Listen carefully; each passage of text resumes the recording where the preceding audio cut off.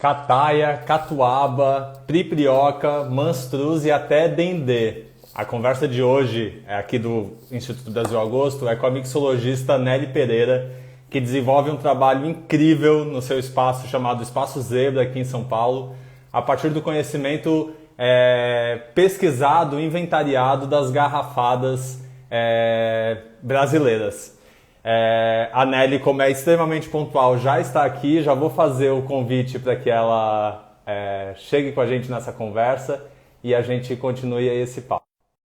Dona Nelly, por favor, me dê o ar da sua graça. Aguardando aqui. Ha! Olá! Nelly! Nelly! Chegou o dia! Eu falei, eu teria essa conversa facilmente num bar com o Max a qualquer momento.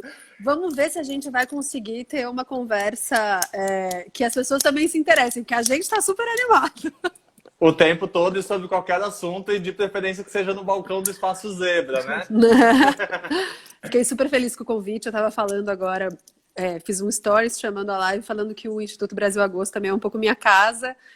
Eu estava no dia que a Ana fez o lançamento do Instituto, eu fui mestre de cerimônias no jantar, então eu fico super feliz de ter continuado essa parceria, essa amizade. Eu acho que a gente tem missões que são iguais, que é falar sobre e valorizar o Brasil, então eu fico super feliz. E a gente fica super honrado, porque como pesquisador eu te digo, já te disse isso, porque cada vez que falo contigo rasgo meio metro de seda. Eu fico super feliz de conversar contigo, porque é uma das pessoas que eu mais respeito pela profundidade do trabalho que você desenvolve. A gente tem ouvido aí, e que bom que a gente tem ouvido cada vez mais falar dos ingredientes nacionais, mas muitas vezes a gente fica numa superficialidade que é bom, mas nem tanto. E a Nelly não, a Nelly agarra o negócio com todas as mãos, com todas as garras, e você faz um trabalho incrível, né, Bi? Obrigada. Obrigado você por ter aceito o convite.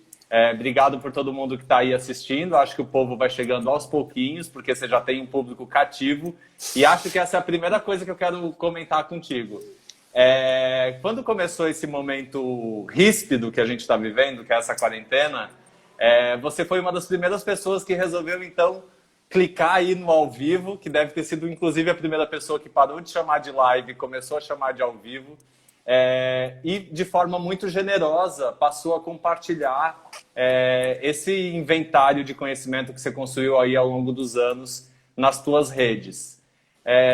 Me fala um pouquinho aí para quem é o público do Instituto, que está te conhecendo agora, que não teve o privilégio de fazer teus cursos que você deu no Instituto. Fala um pouquinho da tua história, do teu percurso, para a gente introduzir esse tema.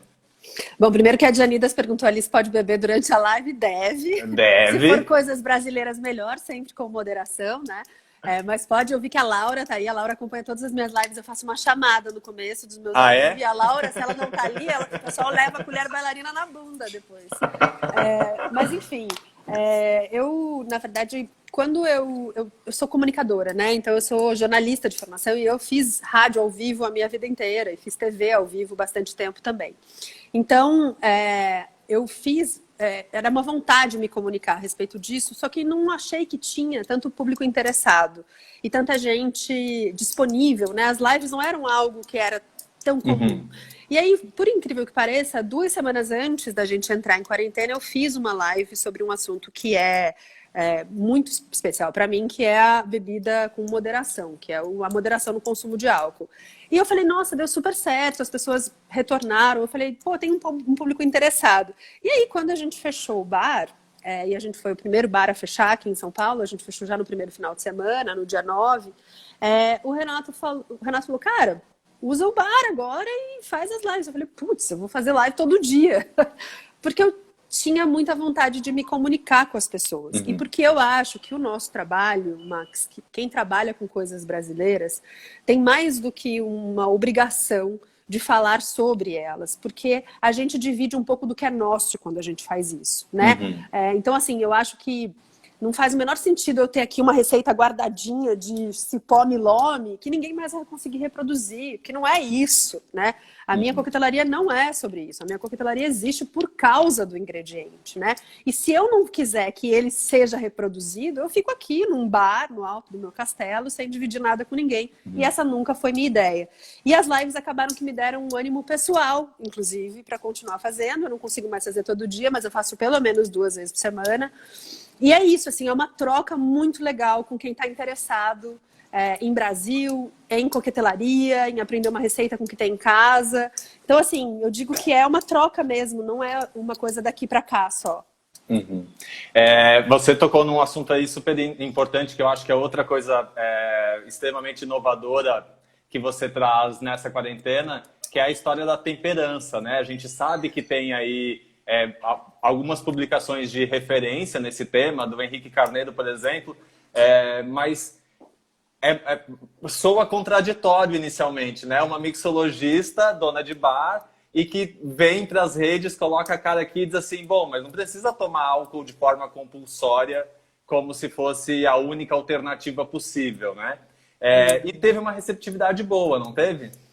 Eu acho que é uma coisa que todo mundo pensa em algum momento da vida, fala, putz, será que eu tô bebendo demais? E isso fica com a gente não conversa sobre isso com outras pessoas. E eu acho que quem trabalha em bar tem obrigação de fazer isso, porque a gente trabalha com álcool e álcool é uma coisa muito séria para muita gente, né? E quando eu comecei a falar sobre, foi uma coisa de experiência própria, porque não é o faz o que eu digo, não faço o que eu falo. Eu sempre digo, beba com moderação não é uma hashtag, gente, que você põe lá no final do teu post para parecer que você cuida, entendeu? Não, o beba com moderação é um ativismo, gente, se liga no que você tá bebendo, ritualiza isso, curte isso. Beber como parte da gastronomia, de uma cultura, né? Não é a cultura do álcool, é a cultura brasileira, é outra coisa, né? Então eu acho que eu parto muito desse princípio. Eu acho que as pessoas têm uma receptividade grande com isso, primeiro porque nem todo mundo bebe, e isso é uma coisa que quem bebe fica horrorizado, fala, nossa, como assim? Não, nem todo mundo bebe, gente. Eu não bebo. Então... E me senti super acolhido, do tipo, ai, que bom, eu não vou ter que ficar na Coca-Cola. Né? Existe uma possibilidade. É isso. E aí, depois, assim, se você trabalha com sabores, você vai fazer com álcool ou sem álcool, né? Quer dizer, não é isso que vai te transformar num cara melhor ou melhor dentro do mercado da coquetelaria. E eu acho que eu tenho uma obrigação com a saúde das pessoas. Então, eu sempre digo que um bartender falar de moderação, de consumo de álcool, é como um chefe de cozinha falar sobre ter uma alimentação saudável. Uma alimentação saudável, ela não é uma alimentação que você vai comer folha o dia inteiro. Claro. Né? Ela é só uma alimentação equilibrada. Né? Um chefe de cozinha, raramente, salvo raríssimas e bizarras exceções, vai te dizer, enfia lá 200 ketchup, 500 tipos de queijo e taca catupiry em cima, frita! E depois, sabe, ele pode até fazer em uma receita ou outra, mas ele vai sempre trabalhar com a comida de uma outra forma. E eu acho que é isso que eu faço. A Ana Luísa está aqui, meu amor. Né? Mas eu acho que é isso. Eu sempre gosto de fazer a relação com o que é a gastronomia, que as pessoas parecem que entendem melhor do que quando a gente fala só de bebida. Mas eu acho que a relação é essa. E aí você usou aí um outro termo que se eu abaixar a cabeça aqui, não é que eu estou psicografando nem nada, eu estou anotando as coisas, porque entrevistar comunicadora é osso, né? A gente treme na base. A pessoa fala mais que o homem da cobra. E eu tenho o cérebro na ponta da língua, então a gente assim vai trocando. Você, então, de formação é jornalista e eu sei que você tem um mestrado em cultura brasileira. É isso? Isso. Eu fiz jornalismo na faculdade há bastante tempo. Depois eu fiz uma pós-graduação em cinema, e eu fiz sobre cinema brasileiro. Depois eu fiz um mestrado em semiótica da cultura. E depois eu fiz um mestrado em Londres, em identidade cultural brasileira. Na época eu estudei políticas culturais de identidade, então passava também pela questão de gastronomia, de cultura geral, do Brasil, mas era muito mais voltado a políticas de identidade. Então, o Brasil está no meu norte desde que eu consegui meu primeiro emprego numa rádio quando eu tinha 17 anos. Então, é uma pesquisa que eu falo que ela vem acontecendo há pelo menos 23 anos na minha vida. E aí ela entra no bar, né? E isso é algo que é muito interessante, assim, porque aí a minha experiência como chefe de cozinha, minha formação não é em gastronomia. Eu sou formado em psicologia. E aí eu estudei literatura russa no tempo que eu morei na Ucrânia. E aí depois me tornei CV, né, guria? A gente precisa trocar muita figurinha sobre eu isso, acho. Max. E aí depois Total, e essa galera toda aí. O meu favorito chama Vladimir Sarokin, que é um cara incrível. Eu tenho um livro dele aqui, eu fui tradutor dele na Flip e eu vou te mandar. É um luxo ser entrevistado por você, Max. E aí, quando eu entrei na cozinha, surgiu uma dicotomia aí que parecia que, bom, agora eu não sou mais um ser pensante, agora eu sou um fazedor, agora eu sou um par de braços. E eu entendo que existe ainda um resquício no nosso país de que parece que o cara que pensa não é bom fazedor e o bom fazedor não é tomado como um bom pensante. Isso é muito, muito presente também na vida de um bartender, de um mixologista, né? E sabe o que é louco você falar disso? Eu tô lendo O Brasil, uma biografia da Lilia Schwartz com a Heloísa Starling. E tem lá pelas tantas, elas falam sobre quando os portugueses chegaram aqui, a pouca valorização que a gente teve do trabalho que é artesanal, né? Uhum. A gente não valoriza isso no Brasil. Eu me lembro uma vez eu entrevistei o Ronaldo Fraga e ele falou: o brasileiro acha que artesanato é coisa de pobre. É uma concepção muito horrorosa que a gente tem sobre o trabalho manual. E aí faz com que a gente que entre numa cozinha ou que entre num bar pense: eu tô aqui só para reproduzir ou só para fazer. Eu não penso a respeito, né? E isso tá, assim, isso é eu acho que é mais uma colonização do nosso pensamento aqui no Brasil, que está absolutamente espalhado por todos os lugares, especialmente nos bares e nas cozinhas. Então, quando eu entrei, na verdade, assim, a gente abriu o bar e eu gosto de servir. Eu sempre digo que o trabalho de coquetelaria, o trabalho de hospitalidade, ele é como um trabalho de ser uma anfitriã num programa de rádio ou você ter uma anfitriã num balcão. É sobre o outro, não é sobre mim, né? Então, eu sempre gostei de servir.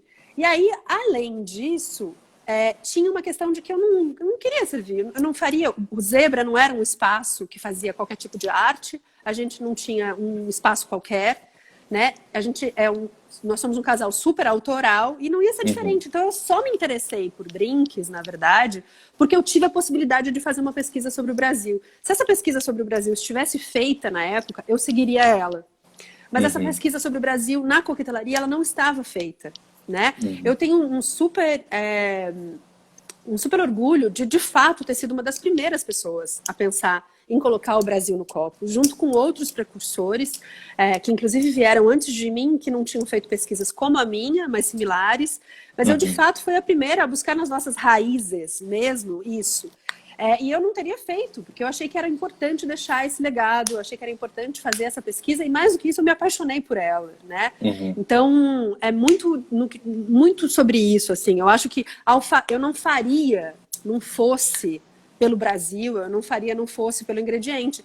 Eu seguiria o trabalho de alguém, botava alguém aqui no bar para fazer comigo, mas eu jamais abandonaria uma carreira de 20 anos de jornalismo para poder seguir isso, né? Eu acho que foi a paixão pela pesquisa que me fez realmente seguir na coquetelaria.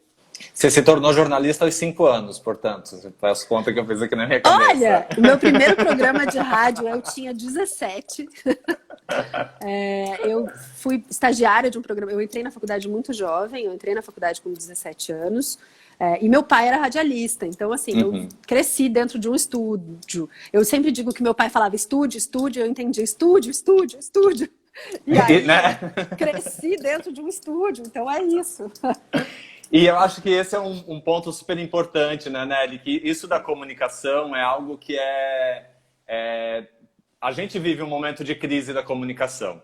E quando a gente fala de um momento de crise de comunicação, ela, assim, alcança nuances às vezes muito evidentes, às vezes mais sutis.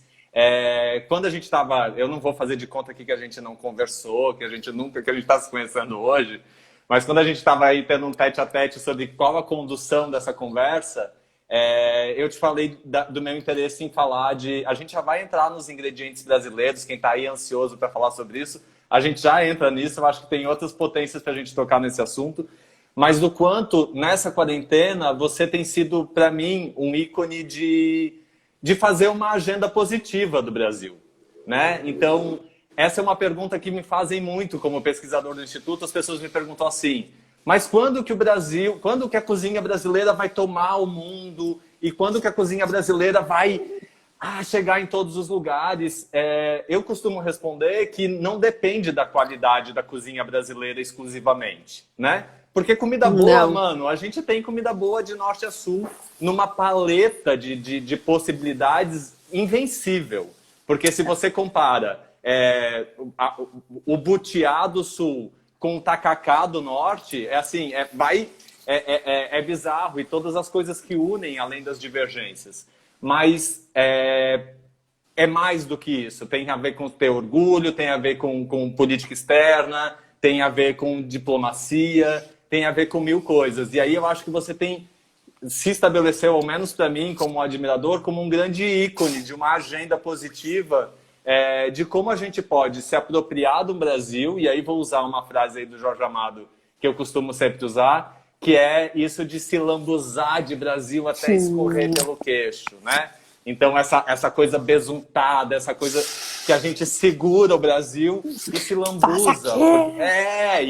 E esse Brasil cheiroso, esse Brasil Então, essa agenda positiva, né? Como o bar, ou a mixologia, ou o ingrediente, ou o drink... ou o Espaço Zebra se estabelece como uma plataforma para falar de uma coisa que não é aqueles 150 ml que você recebe com gelo para ingerir, né? Eu acho que o Zebra sempre foi esse espaço de resistência, né? Nós somos um espaço absolutamente independente, nós não tivemos investidor nenhum, a não ser nós mesmos e o nosso trabalho. Então, o Renato, a obra dele, artística, vem muito de encontro a isso, né? Sobre descolonização, sobre o quanto a gente virou uma máquina de reprodução de coisas e parou de olhar para si. Então, o Zebra nasce desse formato. Então, certamente tem aí um componente importante. Depois tem a minha formação, que é disso a vida inteira. Eu estudei o Descolonização do Brasil, é o meu mote desde que eu tenho 17 anos, né? Então, assim, eu estudo sobre isso, eu leio sobre isso, eu me dedico a isso. E isso ficou muito claro quando eu comecei a fazer as lives, porque as pessoas estavam o Brasil é uma merda, o Brasil me obriga a beber. E eu falava, o Brasil não te obriga a beber, minha santa. O Brasil te obriga a devorá-lo, entendeu? O Brasil te obriga a compreendê-lo. O Brasil te obriga a você falar dele, você vai ter que engolir o Brasil. Entendeu? E é isso que é. E é amargo às vezes, e é doce às vezes, e é cítrico às vezes, e tem milhares de sabores que você não conhece. E é isso que eu penso que é o nosso trabalho. E para além da coquetelaria, para comunicação mesmo. Porque se você me perguntar hoje, assim, eu faço uma receita, né? Vamos falar sobre coquetel. Mas assim, cara, e aí? E o que mais que você tem para me ensinar além de coquetelaria? Né? Sobre o que é a tua coquetelaria? Sobre o que ela sustenta? Né? Porque é isso, o que a tua cozinha sustenta? O que você põe em cima da mesa sustenta? O que você compra sustenta? Né? Eu acho assim, a gente coloca a culpa no outro, tipo, a culpa é do fulano, a culpa é... Não, traz pra si, faz o que você pode fazer pra mudar. Eu digo que eu tenho uma Hitler dentro de mim, porque eu digo que tudo que eu consigo, eu vou lá e faço, e tudo que eu não consigo é por minha causa. Então eu não ponho nunca a culpa no outro. Mas tem isso, uma coisa de que eu me aproprio das coisas, porque eu acho que se eu não fizer nada, errou, entendeu? É a mesma coisa, o negócio dos quilombolas que vocês fizeram, né? Que foi um trabalho lindo, quer dizer, você olha para uma comunidade quilombola que está com uma produção incrível de agricultura. Você olha para uma comunidade que está pobre e que está passando fome, porque não consegue escoar isso. O que você faz? Sei lá, entendeu? Você cria alguma coisa para fazer e vocês fizeram um projeto incrível. O que eu faço? Eu divulgo esse projeto, que é o que eu sei fazer, que é a comunicação em coquetelaria. E aí a gente faz uma roda girar, que é uma roda nossa. Então, para mim, a agenda positiva, ela é mais do que uma agenda positiva é a única possível. É a única possível. Né? Porque eu acho que a gente mora aqui, a gente está... eu defendo esse país até, né, eu luto por ele, pelas nossas coisas, e é uma agenda que a gente tem que se comprometer a ser nossa. É isso que você fala. A cozinha brasileira, quando é que vai despontar? Vai despontar quando você começar a botar ela na tua mesa, em vez de colocar a italiana, meu amigo, entendeu? Vai começar a hora que você começar a, como a Ana Luísa tanto fala, a cobrar que tenha mais farinha de mandioca no mercado do que arroz arbóreo, entendeu? Eu acho. E, enfim, acho que é muito por aí e acho que isso da descolonização, né? Eu acho que você faz de uma forma muito inteligente, porque eu sempre também toco nesse ponto. A gente, não é que a gente... porque é uma crítica que recebe, é uma crítica super superficial. Não é romantizar o passado, não tem a ver com, vamos voltar a comer como se comia há 50 anos, há 60 anos, há 70 anos. Não. As coisas, elas são contextualizadas. Então, é claro, você vai usar ingredientes brasileiros e você vai usar o gin, você vai usar alcoólicos produzidos em outras culturas, você vai se apropriar disso macunaisticamente e vai produzir algo que seja novo e que garanta a permanência, né? Eu acho que é sobre esse ponto, assim. Não é querer fazer como se fazia há 70 anos, porque quando a gente argumenta isso, a gente romantiza a vida de quem vivia há 70 anos, e há 70 anos tinha a Segunda Guerra Mundial, tinha, né, um monte de coisa acontecendo, ditadura militar, um monte de coisa que, assim, não tá tudo bem. É o que eu digo da cozinha da vovó, mas a vovó não queria ficar na cozinha. E muitas coisas do que a gente vive hoje é porque ninguém fala do vovô, só se fala da vovó, que é a comida da vovó, né? E o vovô sendo servido. Então, isso. Eu acho que né? Porque a gente muitas vezes fica aí repetindo uns clichês que assim, a gente fala do próprio sapato, a gente fala do próprio pé, não olha com um olhar crítico para ver o que realmente, as nuances do que pode ter acontecido. E acho isso muito, muito moderno no que você faz, né? Que sim, pegar as garrafadas, mas pegar as garrafadas não como uma condenação.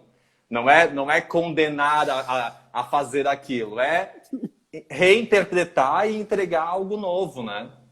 E eu acho que a cultura popular e a cultura brasileira, ela se manterá viva enquanto a gente for ressignificando ela. Né? Então eu sempre digo, foi o dia do folclore agora no último sábado, e eu fiquei muito pensando, porque não é uma pauta que eu crio e falo, nós vamos falar do dia do folclore, pega meia dúzia de livro, né? Fiquei pensando, faz sentido eu falar de folclore? Se eu for falar de folclore, o que eu vou levar? Quais são as bebidas folclóricas, né? O que a gente pode falar sobre isso? E eu fiquei pensando, não, cara, todo dia é dia de folclore para mim, porque eu ressignifico a nossa cultura o tempo inteiro. E eu acho que é isso.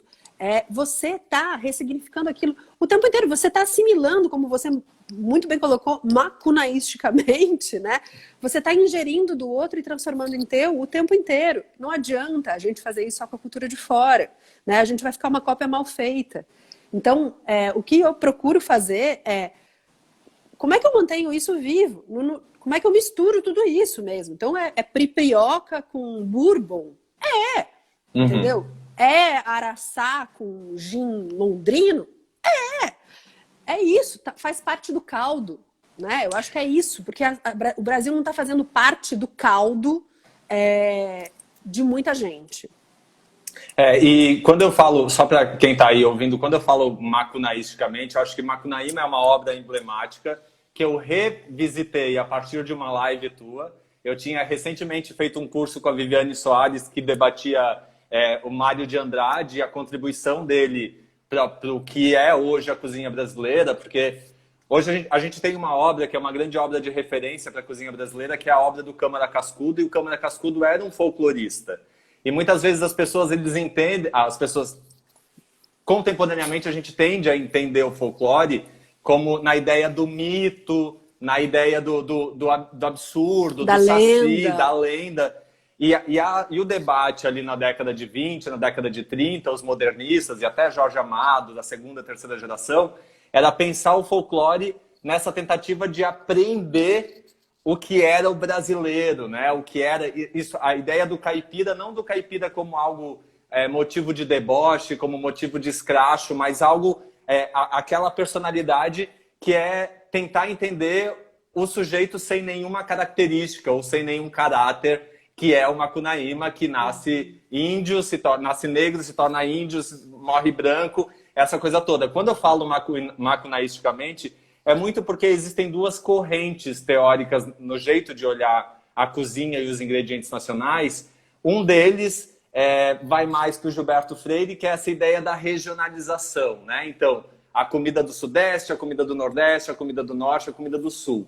O Mário de Andrade, quando ele escreve Macunaíma, ele mistura tudo. Ele coloca numa árvore os ingredientes da Amazônia com os ingredientes do Nordeste, com os ingredientes do Sul, com os ingredientes do Pantanal, e faz essa misturança sem nenhum caráter, que possibilita trazer algo novo, né? Que unifica ao invés de fragmentar. E eu acho que isso só fortalece. Não, isso tem muita ressonância, Max. Eu acho com o que se tentou fazer com a identidade brasileira durante muito tempo. Acho que o Mário de Andrade é muito mal interpretado com o Macunaíma, porque o Sem Nenhum Caráter parece que ele não tinha caráter nenhum, ele não valia nada, ele era um malandro. Ele era também um malandro. Ai, que preguiça! Né?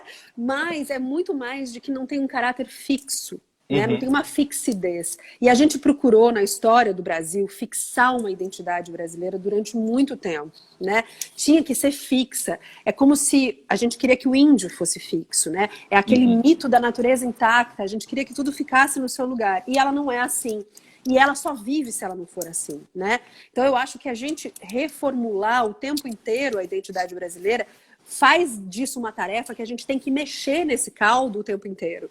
O que a gente não pode é pensar, não existe uma identidade brasileira, precisamos encontrá-la e é a minha, e é essa, porque a gente vai estar fazendo um grande desserviço, né?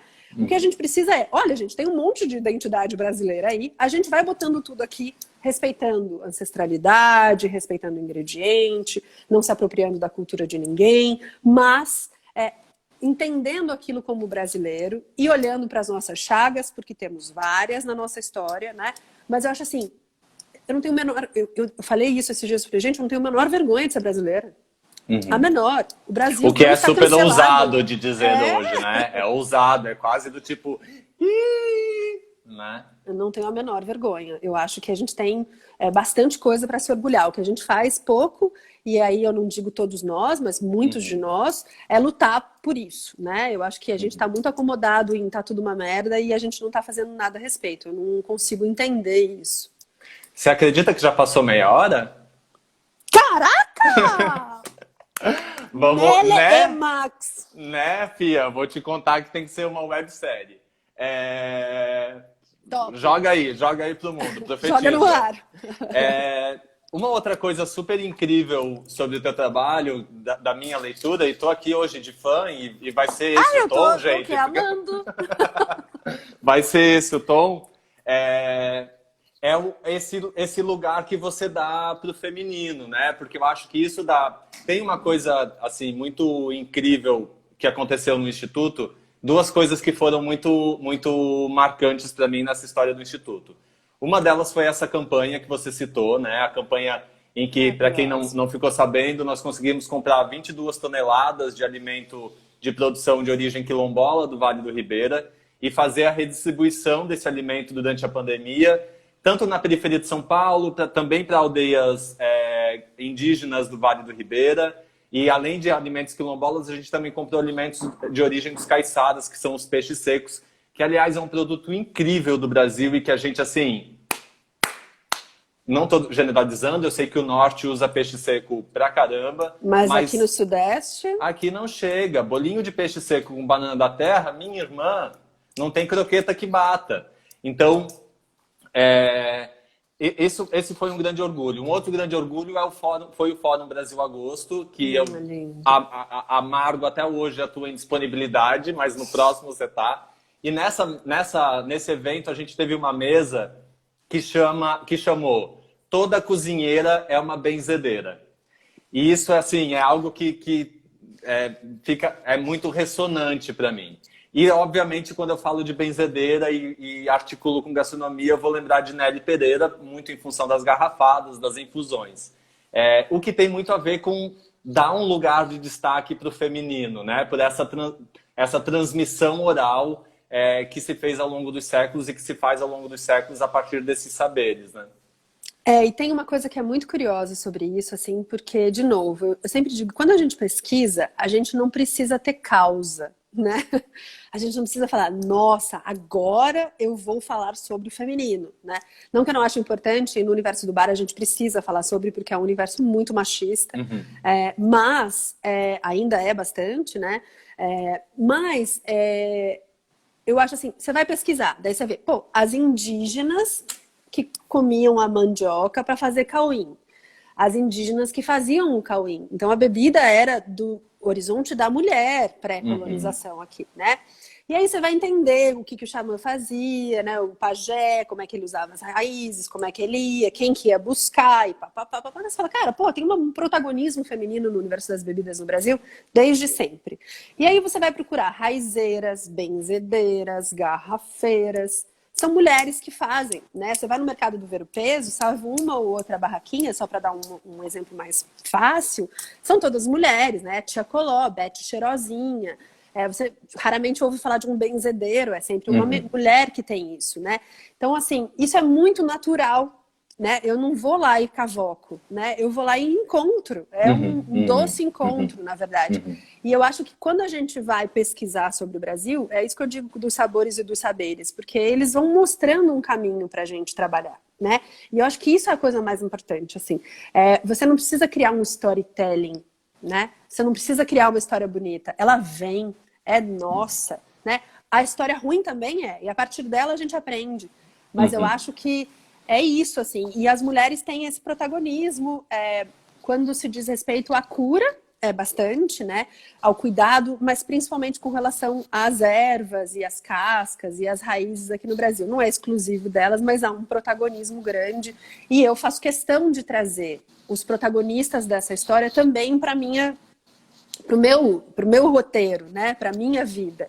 Porque só faz sentido se for assim. Então eu acho que tem uma história linda das mulheres com as bebidas no Brasil, mas eu acho, de fato, que ainda no ambiente da cozinha se discute muito isso, e eu acho que a gente já tem mulheres protagonistas, a Ana mesmo é uma delas, né? Mas vocês conversaram com tantas aqui nessa série, com a Iê da semana passada, com a Tereza, né? Você tem a Mara Salles. Então, é curioso quanto você tem de mulheres também que são dedicadas ao Brasil, né? Muito mais do que homens aqui na nossa cozinha.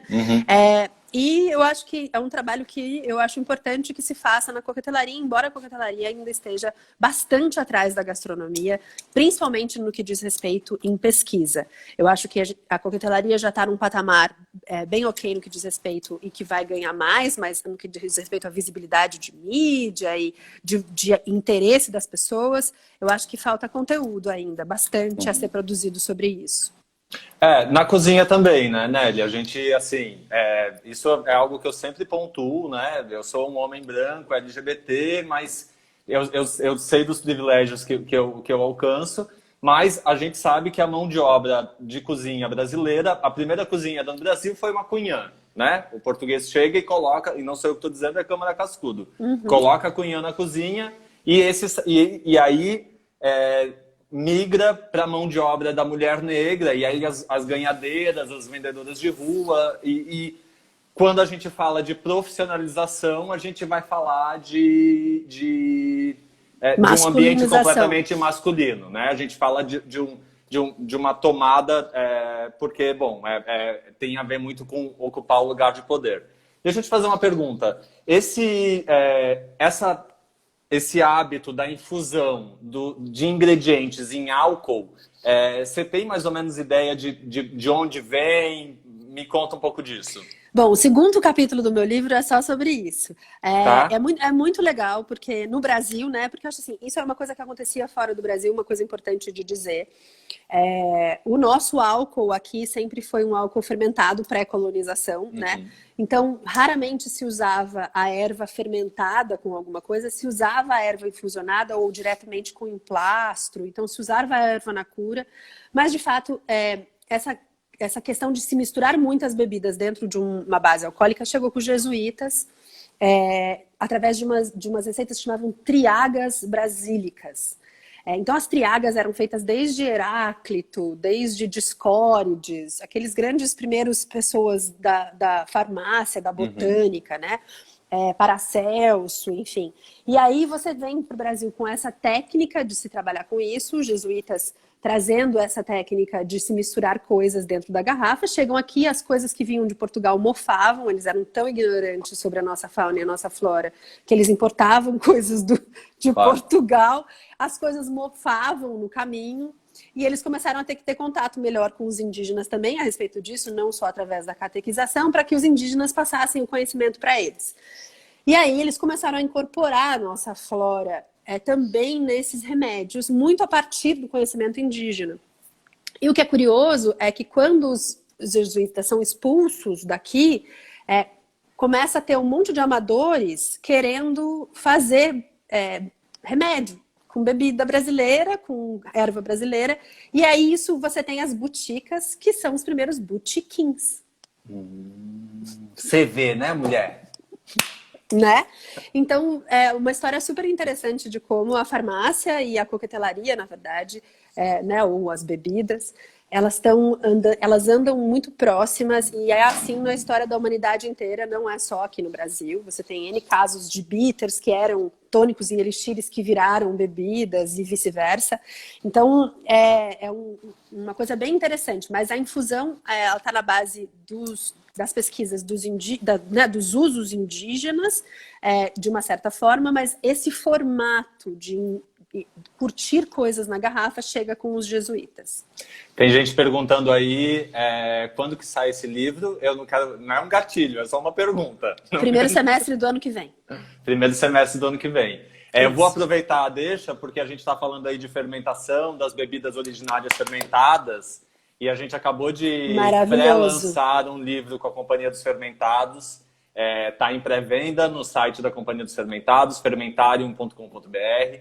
É um livro do Léo e do Fê, com curadoria do Instituto Brasil Agosto, e que fala um pouco do cauim, do caxeri, dessas fermentações que soam, inclusive, um pouco nojentas, né? E isso tem muito a ver com isso da colonização, porque a gente acha um pouco nojento a Índia mascar a mandioca e cuspir, mas acha que tá tudo bem pisar na uva para fazer o vinho, né? Porque bota ali para a gente pensar. Mas deem uma olhada aí nas redes do Instituto que tem algumas informações aí sobre esse livro que foi lançado. Que é maravilhoso, e é um livro que vai ser um livro referência, tenho certeza.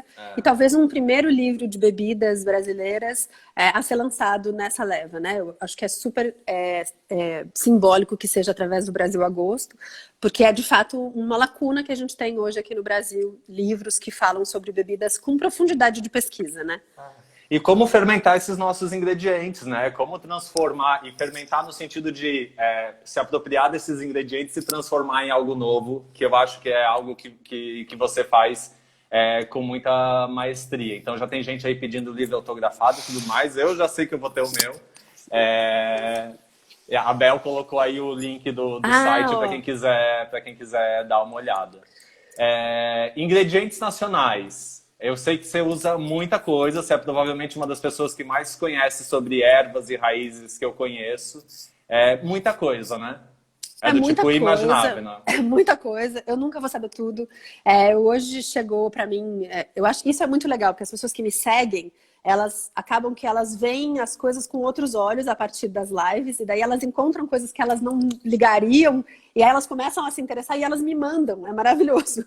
Então eu tive a Dani Cadena, que mora em Brasília, e ela foi visitar os... eu não vou me lembrar o nome da tribo agora, mas ela foi visitar no Cerrado, Caiungós, eu acho que e aí ela descobriu carapiá, que eu já tinha ouvido falar, mas eu nunca tinha usado. Daí hoje me chega um negocinho de carapiá. Eu falo, gente, olha, mais uma para minha coleção. Então eu vou descobrindo, é por isso que eu gosto de viajar, eu gostava tanto de viajar pelo Brasil, porque você sempre descobre coisas novas, e calungas, é isso. Você acaba indo num lugar que tem um negócio que chama aqui um nome, lá outro, você vê, nossa, mas é o mesmo ingrediente, são duas formas de fazer diferentes. Então eu acho que você vai descobrindo muita coisa, e claro, aí com os biomas que a gente tem, com essa diversidade que a gente tem, eu vou aprendendo cada vez mais. Então assim, eu conhecia muito pouco sobre o cerrado, daí você vai estuda sobre o cerrado, tem milhares de ingredientes, daí tem milhares de jeitos de fazer. Então assim, é inesgotável. Eu sempre digo, no livro vão ter 12 ingredientes, meu Deus, que difícil que foi escolher. Porque você tem alguns que são perenes, né? Tipo, catuaba, todo mundo conhece. Maçãs, todo mundo conhece. Mas assim, milome já não é todo mundo que conhece, né? Araçá, fruta, é muito mais comum aqui. Pequi, muito mais comum em outros lugares. Então, acho que jatobá, né? Então, acho que você tem ali essa diversidade. É maravilhoso, é maravilhoso. E importante esse detalhe que você coloca na tua fala, que é assumir essa posição de um ser faltante, né? Do tipo, não, eu não sei tudo. Eu não sei tudo, tem coisa que eu não sei, tem coisa que eu vou dizer que eu vou pesquisar, tem coisa que eu vou, de repente, conhecer ao acaso, porque é uma posição de deixar de lado a arrogância, que é algo que a gente também vê com muita frequência, né? Como chefe de cozinha, é um exercício para mim, do tipo, eu falo com muita naturalidade, bom, não tenho domínio sobre isso, mas as pessoas acabam nos colocando muitas vezes numa posição de bom, mas não sabe tudo, porque se vende essa ideia, né? De que você tem que ter uma completude, que é um outro mito sobre os saberes dos ingredientes brasileiros. Não, eu ouso dizer que não tem como, porque muita coisa já se perdeu e muita coisa você vai achar no detalhe do detalhe do detalhe do detalhe. Não, e tem coisas que, como você falou, já não existem mais. Eu ainda batalho pelo que a gente ainda tem. E eu digo ainda, porque talvez a próxima geração, se a gente não fizer nada a respeito, não tenha. Você pega o livro da Arca do Gosto, do Slow Food, e você vai ver quantos ingredientes ali estão em extinção. Quantas técnicas estão em extinção, né? Você pega a cabruca, enfim, tantas outras técnicas que estão se perdendo, né? A própria taiada que a gente falou, enfim. Então, assim, a gente ainda tem possibilidade de resgatar algumas coisas, de mantê-las vivas, mas assim, a gente perdeu muita coisa no caminho, né? E eu acho que a questão da coisa aprendiz, a única coisa que eu acho que é uma coisa muito importante de falar, mas que eu acho que também nunca falei antes, que é o que a gente não pode, porque a gente não conhece tudo, não usar nada. Eu ouço muita gente falando, nossa, mas a gente não pode trabalhar com essas ervas que a Nelly trabalha, é uma louca! Porque Cinchona officinalis, que é a quina, é tóxica. Você pode matar o teu cliente. Ah, pode. Com açúcar você não pode. Com álcool, você não pode. Você acha com leite, você não pode. Com glúten, você não pode. E você acha que a gente não vai fazer uma pesquisa para não matar o fulano? Jura?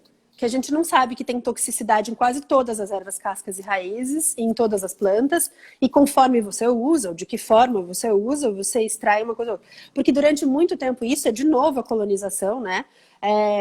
Durante muito tempo, foi muito útil você falar isso. Ah, não pode, porque isso... Você pega os primeiros relatos imperiais nossos, tem lá Mari Del Priori, naquele livro sobre a República dela, é maravilhoso, porque ela fala assim, eles tinham nojo das mesinhas. As mesinhas eram onde se colocava as ervas para se vender nas praças, né? Eles tinham nojo, eles preferiam não sei o que vinha importado de não sei o que. Então, assim, colocaram na nossa cabeça que isso é proibido, que isso é sujo, que isso mata, né? E aí, por isso, a gente compra antibiótico ou a gente compra remédio na farmácia, que às vezes é a erva pura, né? Você tem o Acheflan, por exemplo, que é um remédio para dor, que aquilo ali é erva baleeira pura, pura. Né? Você pega a erva baleeira e coloca, tem a mesma coisa. Daí você vai dizer, ai, mas não pode, vai causar alergia. Gente, é uma ignorância tamanha. Então, assim, não deixe de usar só porque você acha que você não pode usar nada. Né?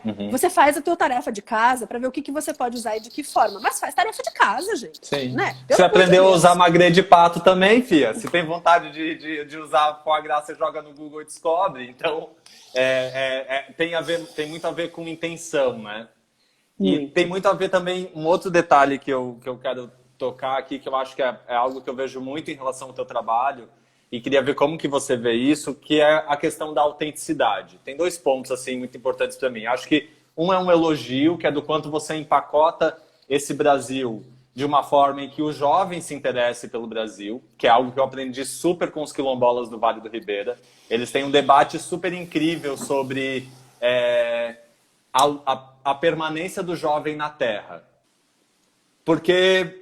Assim, quando o assunto é cozinha brasileira, eu tô com 35. Se eu fico falando dos meus amigos de 35, dos meus amigos de 40, e o de 18 não tá entrando nesse jogo, daqui a pouco se estabanou, porque somos finitos e morreremos. Então, acho que você empacota de uma forma em que instiga. A gente tem que ter muito esse cuidado de trazer para o novo. Então, a moçada aí tá curtindo a catuaba. Como que é a catuaba que a Nelly faz com a catuaba? Então, eu acho que isso é uma coisa muito legal. A outra é a questão da autenticidade. E aí, quando a gente fala de autenticidade, a gente vai esbarrar em plágio. Como que você lida com isso, mon amour? Você acha que eu te contei tudo que eu ia te perguntar? Eu tinha que ter umas cartas na manga. Você não quer falar sobre isso comigo essa semana, Max? Ah, é? Na verdade, assim, que assunto difícil, né? Chato. Mas o que acontece, eu acho? Quando eu falo de Brasil, é uma pesquisa que eu faço para os outros, né? Eu tenho plena noção de que eu não estou querendo que o meu bar entre na lista dos 50 melhores do mundo, né? Não é para isso que eu trabalho sobre o Brasil. Eu tampouco trabalho sobre o Brasil para levar o Brasil para fora, para eu ficar falando sobre o Brasil, porque eu sou a referência de Brasil. Eu falo sobre o Brasil para que todo mundo fale sobre o Brasil. E para que todo mundo fale sobre o Brasil, eu preciso que todo mundo reproduza as coisas. Como nem todo mundo vai fazer tarefa de casa, porque ninguém precisa, e eu faço a minha tarefa de casa e eu troco figurinha com você. Como eu não sou uma especialista em... Tipo, eu não fiz 200 cursos de gastronomia e tampouco de coquetelaria, embora eu tenha estudado bastante, eu faço as coisas que eu acho que são mais simples de serem reproduzidas, porque eu quero que todo mundo faça. Isso não quer dizer que eu não busque uma referência nisso, né? E que eu não seja uma referência nisso. O que acontece no nosso meio é que as pessoas têm muita dificuldade de referenciar pesquisas, né? Então, como é do Brasil... sabe, na época do samba, tinha uma coisa que era... Eu não me lembro quem dizia isso, mas tem até numa música. Samba é que nem passarinho, é de quem pegar. Sabe? E não é. A gente tem uma questão grave com autoria nesse país e grave com referência nesse país. Então, assim, o que é a pesquisa da Ana Luísa Trajano, se não a principal pesquisa no Brasil hoje sobre gastronomia brasileira de cozinha brasileira, típica, né? Você vai dizer, beleza, daí tem o outro chefe que levou para... Mas a cozinha brasileira é a Ana. Então, assim, do jeito que ela é, né? Exatamente, não transformada, né? numa telha ou numa gema ou em qualquer coisa, que tá ótimo também. Tem que também! Não, né? E eu acho, e aí vem outra coisa da pesquisa, assim, que eu prefiro que o Brasil fique na moda. As pessoas falam, mas o Brasil agora está na moda. Que bom que não é os Estados Unidos, né? Pelo amor de Deus. Que bom que não é o México. Que bom que é o Brasil. Que eu queria muito que a Catuaba fosse o próximo Goji Berry, entendeu? Mas assim, então assim, a gente trabalha para isso. E eu fico super feliz de ver que o meu trabalho é reproduzido por um monte de gente. E principalmente por uma nova leva de bartenders que já chega com a minha pesquisa. Max, como eu queria ter começado e ter uma pesquisa como a minha de referência. Então, assim, tem tudo isso que eu sei que é uma referência, eu sei que a nova geração de bartenders me tem como uma puta referência e eu sou, e eu quero trocar com eles mesmo, mas há muito pouca referência no mercado de uma forma geral e eu acho que há muito pouco... se valoriza muito pouco o trabalho que é de pensamento, que é juntar lé com cré. Parece muito fácil chegar e fazer uma live como a que eu faço. Tem muito trabalho por trás, sabe? Tem pesquisa, eu não chego e falo qualquer coisa. E eu fico, de fato, e eu acho que qualquer um ficaria muito feliz pelo trabalho ter sendo reproduzido e, por um outro lado...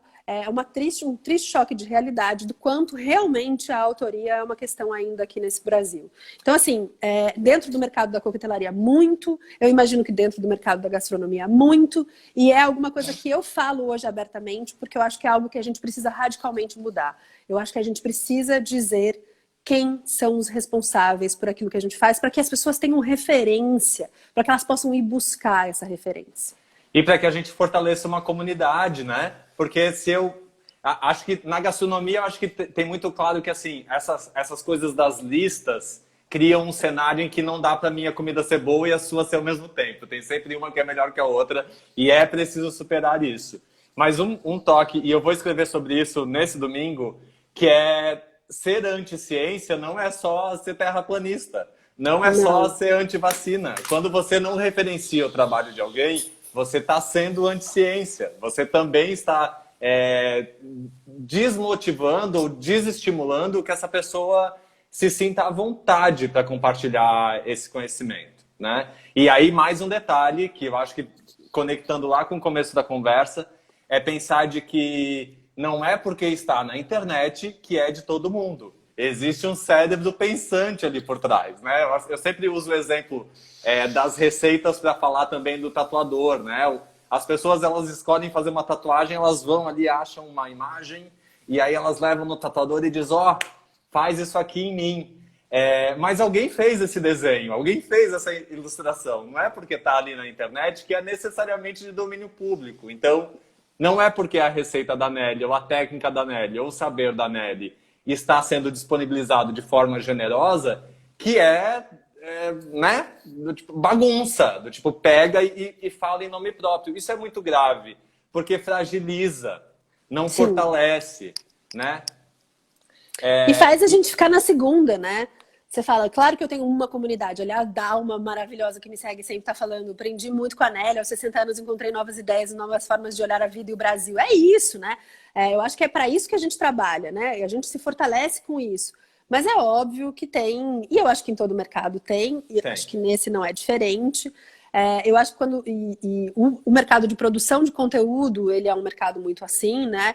Então, assim, é óbvio que mais pra frente se separa o joio do trigo, eu acho que isso vai se separar, mas que tem ainda muita falta de troca de figurinha e de querer fortalecer essa rede, mas é por isso, as pessoas estão muito mais preocupadas com a lista dos melhores do mundo do que com fortalecer uma roda interna do mercado brasileiro, né? Isso fez com que a gastronomia, a coquetelaria fosse muito mais o glamour de você fazer do que ensinar as pessoas a fazerem, né? E isso eu acho que na coquetelaria vai ficar ainda mais evidente daqui para frente, quando a coquetelaria ficar em mais evidência, porque ela ficará. Né? Então, assim, você vai ter lá o chefe famosão, que faz lá uns programas, que não sei o quê, que tá ali, né, meio que na onda. Você vai ter o cara que tem a pesquisa e que eventualmente vai aparecer de uma outra forma. Você vai ter... Mas eu acho que esse é um universo que ainda se configura na coquetelaria. E não é coisa de pouco tempo, né? A gente está indo aí para os últimos 8 minutos, mon amour. Semana que vem, que horas? Marca aquelas. Semana que vem a gente faz outro. Arte. Né? Eu acho que você falou aí uma coisa incrível que é a história das boticas e dos botiquins. Então, o que me faz pensar com o cérebro aí de pseudo-poeta do quanto sim, um balcão é terapêutico na sua gênese e não é só para dor de cotovelo, é para muita coisa.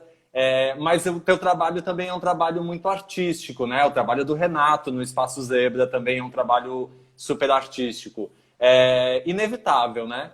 Fazer essa...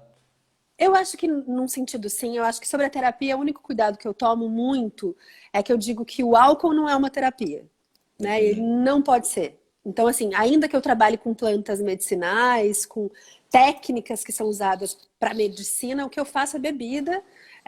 Minha pesquisa é sobre sabor, embora eu aprenda sobre todo o resto e aplique em outras coisas, né? Faço banho de ervas para mim, me cuido com isso, enfim. Mas eu acho que isso é uma coisa muito importante. De uma outra forma, acho que o balcão do bar é uma ponte e não um muro. Então, sim, é um lugar de acolhimento, ou pelo menos deveria ser, né? Então, eu entendo dessa forma, o meu balcão sempre foi assim e para sempre será, inclusive quando ele é virtual, ele é assim também, né? Então, nesse sentido, sim, eu acho que o trabalho artístico, ele acaba vindo, e ele acaba vindo muito porque eu busco, em referências que não são aquelas da minha área, outras coisas. Então, assim, eu entendo o universo da coquetelaria como um universo enorme, que está entre todas as coisas. Eu acho que isso faz um artista. Ele lê o mundo e ele tem uma necessidade de fazer algo sobre aquilo. E eu necessariamente sou essa pessoa. Então, se isso é um artista, pode ser. Eu não tenho o menor talento manual, eu não me coloco nessa posição, mas eu acho que pela leitura de mundo e pela postura, que na minha é decolonial absolutamente, tem um trabalho artístico, sim, porque eu bebo de uma fonte para transformar isso em alguma coisa que eu acho que as pessoas têm que, de fato, engolir.